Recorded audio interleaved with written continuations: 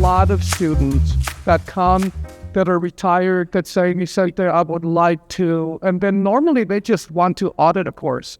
Now, if you've tried that with me, you know that I do not let you audit courses, right? I do not want the individual to throw off the whole class wheel, right? It's happened before. The person comes in, audits, they're not as invested, they're not as interested. So they bring down the whole level. But Tom, every single one, 4 credits, he scored great all the time because she takes it onto himself to really do well, right? Learn how to weld, learn how to throw, learn how to blaze calculate, all the stuff that is being part of what the requirement, yes, fulfilled, right? So whenever you start looking, look, this is what he's come up with.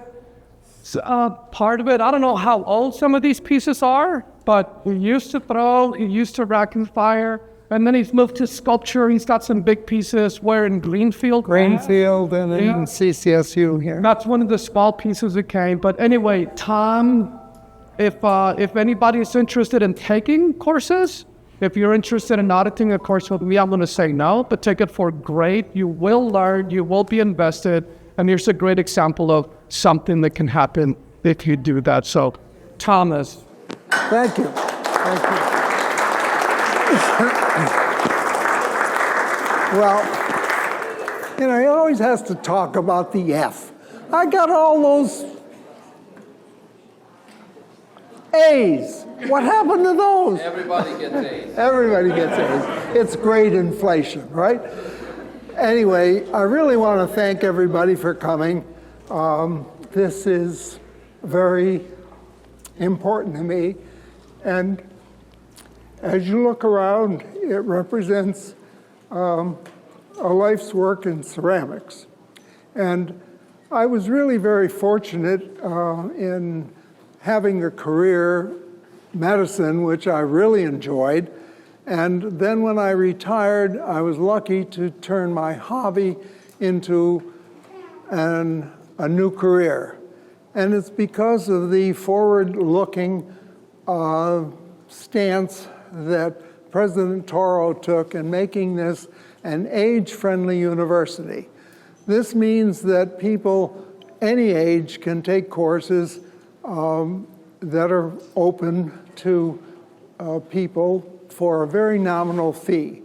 And I think it works both ways because we get some inspiration from the younger people, and they get some inspiration from us because we show them a different way of working. So I'd like to thank President Toro for putting this in. In addition, along the way, I've met people like Vicente and Sherry and others, Ted Efremoff, Scott Bartley. They've all helped me in one way or another. There was never a time when I couldn't walk up to someone and say, hey, I'm stuck, I need help, and they would offer it. So I think that this is a friendly environment, and people shouldn't be worried about going in with young kids, because you can teach them something and they will teach you something in return. My journey has been a long one. It's 50 years of art. I started when I was looking for a way to reduce the tension of medical practice, and I started at Wesleyan University with a basic course in throwing. And chronologically it starts over here with some raku work that I first started with Mary Risley at Wesleyan Pottery, and then it goes on. This is a educational piece about what raku really is. And then it goes from there to more experimental work, some of my pieces that are a little more contemporary that forced me to look at things in a different way. And I think that's one of the greatest things about learning, is that you learn to look differently. So that was a piece of joy for me. Then I went into ceramic painting, and then as I traveled through the world, I was fortunate to see things in pottery. I saw the Xi'an horses. to see 2 football fields full of pottery horses with people on top of them made me realize how wonderful this was, that they could have done that in those periods, because I don't know how we could do it today. And when we were traveling in Greece, there was a small island in Greece, and in the center of town was a figureless statue, and they called it the Kouros, or young boy. And I thought it would translate well into my Kouros series, which is over there, just a simple standing form. The next one is La Vie en Rose, which is something I loved Edith Piaf, who sang La Vie en Rose, and that was a tribute to her. Along with, from doing wheel work, I went into slab work, and I found paper clay. And for those of you who don't know, paper clay is the addition of cellulose fiber to regular clay, and it changes the whole composition of the clay and allows you to do things that are very different. Depending on how much cellulose you add, the clay weighs up to 25 times less than the regular clay. And the other property that's really important is that if clay dries out, regular clay dries out, you can't do anything with it. But with paper clay, you just slop some more paper clay on it, and it works. So it helps me cover up some of the mistakes I make. So because my mother was a crochet artist, her work is in the Smithsonian, actually. And when she passed away, she left me many pieces. And I decided to try to soak those in clay. And that's my mother's mantilla on the blue stand. And when you soak it, the crochet fires out, and what's left is a clay replica of the piece. And I call it the lost cloth method, like the lost wax cloth, like the lost wax process in metal. And then my babushka series is just an extension of that, with more of the crochet work and cloth. As you go around, there's some extruded work, which I was forced to do, which I didn't like, but that's all right. And then I did some irregular platters. I did some political pieces, which, as a medicine man, spoke to me, and I call it lying, dying. I'm sorry for those who don't believe that, but that's my piece, and I stand by it. The piece that I'm proudest of is the ship, because that represents my parents. And those nails that are on the ship representing people are from a house I renovated in 1769. And the nails are so beautiful, they're all handmade by a blacksmith. So every single nail in that house was made by a blacksmith. I couldn't throw them away. I thought of how could I make these represent my parents for 30 years, and finally I hit on the ship. And that's why it's so important to me, because I think it's the immigrants who came here who have made America great, because they left a treasure of people who are well educated, many of whom are in this room. I mean, there are very few of us who are Native Americans, so we should be proud of our heritage and the fact that our parents did that. Then I had to take metal. And so you can see some of my metal work here. And I like birds because, for me, birds represent freedom. And the birds were part of that series. And after, I like to combine found objects, stone, wood, with birds, and some of my statuary will reflect that. Along with my son and my grandson, I was able to get a grant from the Massachusetts Arts Council, and we put up a big piece of public art, which you can see in the next room. It consists of 10 large birds, larger than that big one, and they're placed on a side of a building. And it's called Flight of Fancy. And I'm really very proud of that because it represents 300 hours of work and 12 hours of work from myself, my 3 sons, and 2 grandchildren. So it took a lot of work to get that up on the building. So without further ado, I will let you look around. Please feel free to ask questions. I welcome any comments that you have. If you see something you can't live with, take a number, go up there and buy it. Because all of the profit will go to the ceramics and sculpture department. So please try to help other students who are coming behind me to do some work with the proper equipment.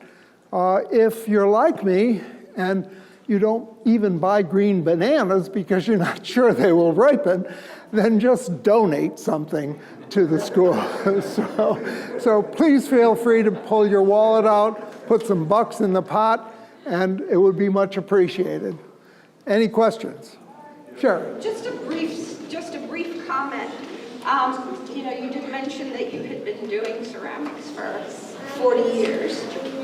50 years, okay. Whoa. But I'd like to say that I believe most of the work in the room was probably done in the last 12 or 10 years. Whoa. Right, so this isn't 40 years. We still have the last 30 years that we're not seeing. Well, so just to say that it's just an amazing amount of work, 10 years. Well, it's something I enjoy, and I think I give something to the kids by saying, if you really enjoy art, you should do it regardless of the time it takes, just for the joy of doing it. So.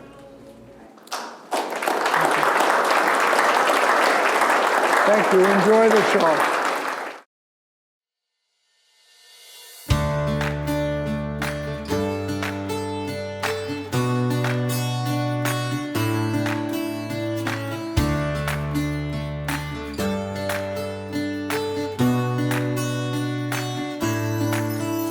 Thanks everyone for coming, and I wanted to thank Priya very much and for working with me at the very beginning of, I think it was the spring when we first started talking about doing a show, and then I want to thank Kathleen and Courtney and everyone else that's been, and yourself, your good self.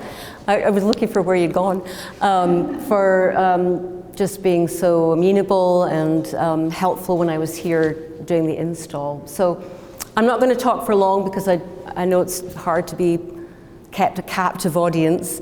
So this show started off in my brain. Last year I was on sabbatical and I went to, I was out in Wyoming on an artist's residency at a place called Ucross, in the middle of nowhere actually. It's a beautiful part of the state called Sheridan, or near Sheridan. And I was reading a book called On Slowness, and I was just thinking about slowing down time and aspects of looking as it was related to artwork. And those ideas were just milling around in my head, and then I was still on sabbatical, and I decided I think I want to put a show together, and decided to start assembling artists in my mind who would fit some of these ideas. So I'll just go through some of the work. Many of these artists I've known for a long time. Jin Lee, who is a photographer, her pieces are the 2 prairie pieces on the wall over there and the Great Lakes image here.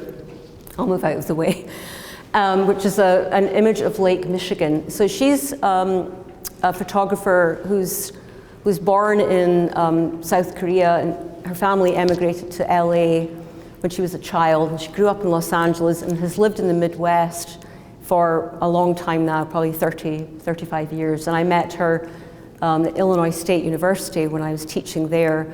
And her work is so much about looking and perception, and where you're placed in relationship to natural forms. And so for example, the Prairie series, if you look at these images, you can tell that you're kind of lying down in the grass with the photographer looking at these plants. The plants are taller than we are. But with the Great Lakes photograph, we're much further back.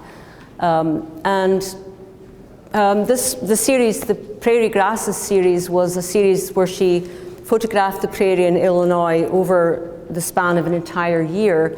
So we got to see the plants blooming in spring, coming into full force in the summer, dying back in the fall, and then being bare and sort of barren in the winter. So this very beautiful poetic idea of growth and rebirth. Carrie Gundersdorf, she's the artist that has the shells collage, and then these two watercolors based on pine cones. And her work has spanned everything from paintings of the night sky and stars to the opposite, which would be looking down at the ground and finding things like shells and cones, and then making images of those. And in this case, she zooms right into the pine cone so that the actual form of the pine cone disappears and you're just left with the texture and patterning of the pine cone. So these other different forms of looking and interacting with natural natural forms. And Pete Schulte's work, he has the three very sort of dusty atmospheric drawings on this wall. And his work, it's a really fascinating imagery because it never pins itself down to anything. There's always references to the figure, architecture, ancient symbols, but it sort of always manages to sort of skip aside from pinning itself to a reference. So when you're looking at his work, there's always this feeling of sort of the uncanny of recognizing forms and recognizing things, but then they sort of slip away from you in a way that makes them very mysterious. And that, coupled with how they're done with this very painstaking, careful, sort of just very gentle sort of brushing of the paper with pigment and graphite. So you put those two things together and you get these very mysterious, mystical drawings that have this sort of timeless imagery, very much about looking in space. Nam Wan's work, Nam Wan Choi, she's the artist that I know the least about, but I was very attracted to her work for this show for a couple of reasons. One is it was this really loud blast of color that I thought would be really great, because some of the work is a bit more quiet. But obviously with this piece, the box-like image on the wall over here, these are paintings that she's done from outside the windshield of her car, again with this painstaking way of making the image, of delivering the material to the surface to make the image come to the fore. And obviously because so much of our seeing now is either through the windscreen of a car or through the lens of a phone, her work, talks about really different types of vision, and how our seeing of things is always framed either through a window or a screen, whatever it might be.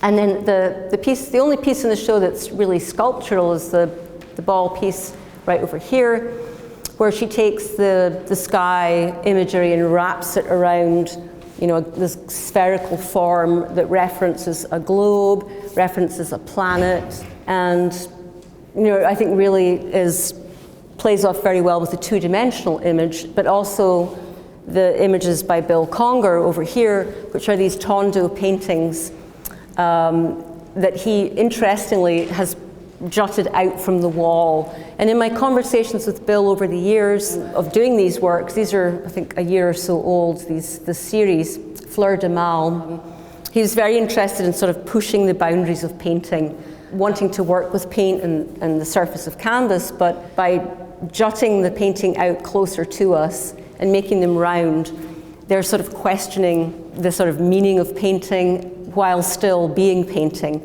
And the kind of very foggy, speckled, sort of mottled nature of them has references to things like landscape and skin, which I think play off of some of the other work in the room, particularly Jin's work.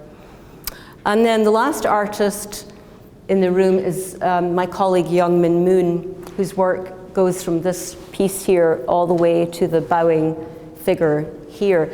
And his work was actually one of the first, he was one of the first artists that came to mind when I put this show together, because he's my direct colleague and I've been following his work for years. And he did a whole series of these bowing figures based on a traditional South Korean custom of bowing. And then from there, from the figurative images, he then moved to the offering table images, where what the figure was bowing in front of is revealed. So the figure went away and the table became part of the image. And then as his work came on, this is an earlier one here, and as his work became more recent, then we zoomed into the table, the food on the table itself. So it's as though his work has sort of gone from, the figure looking down to the figure looking at the table to the actual contents of the table. And it's a way of seeing how an artist evolves over time, but very slowly and incrementally, because one of the things that's significant about his work is the series and repetition. And I think you can see that actually in all of the artists' work here tonight, that they are working on an idea and kind of digging down into it by repeating it. It's a way of really trying to understand what they're really trying to do. So that's the show in a nutshell. I'm really happy. It's a very small crowd. I'm really happy to take questions. Please fire away. Yes. So one of the main of those shows, the shows, do you know how long it took them to collect every show, or what's the meaning of each show? Oh, I don't know how long it took Carrie. So the question was about time of compiling the collage imagery. I don't know, but I do know that Carrie collects old encyclopedias, old, books from thrift stores and on beach combing and things like that. She's also from the state of Maine, which has a lot of beaches. So I think that some of that plays into this as well. But I think probably years would be the answer, that she's had this material and collected it. And then, but to make the actual collages, I'm not certain how long that would have taken. But thank you for asking. Yeah. The ones that are on that far side, what are the materials that were made from? Oh, these ones. Yeah. So these are Pete Schulte's drawings. So these are made with graphite and pigment, which is chalk pastel, and ink.